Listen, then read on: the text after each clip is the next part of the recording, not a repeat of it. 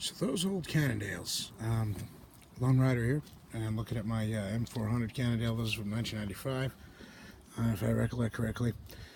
And back in the day, they were made here in the U.S. And it's got a plethora of vintage parts on it, pretty much same as last time I took a picture.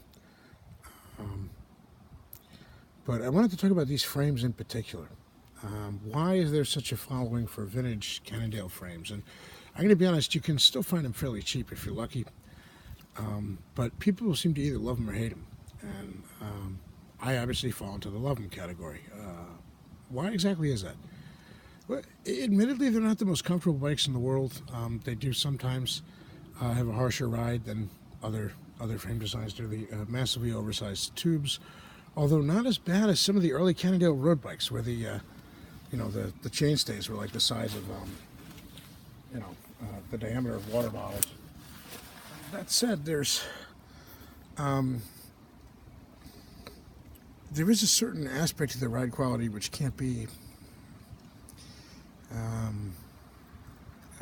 understated, and that's they're light and they're nimble. They really move. Even if you're not the strongest rider, even if you're not in the best shape, you get on one of these things and you fly. That's just how it works. They're very well balanced, and the weight they do have is not all that bad. Now, of course, this is accentuated by a lot of these vintage bikes. They don't have suspension forks, so they're going to be lighter. They're going to be better balanced. But nevertheless, well, that might make them less suited to serious off-roading these days.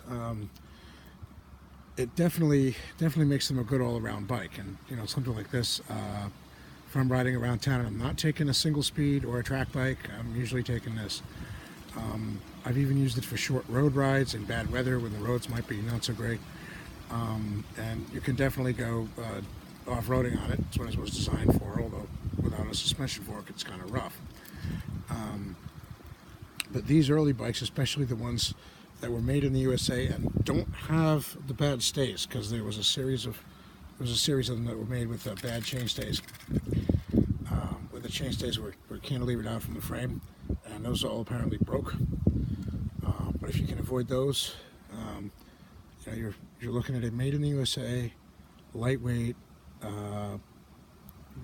very well performing mountain bike frame. And there's a reason that people still like these after all the years that have passed. Lone Rider out.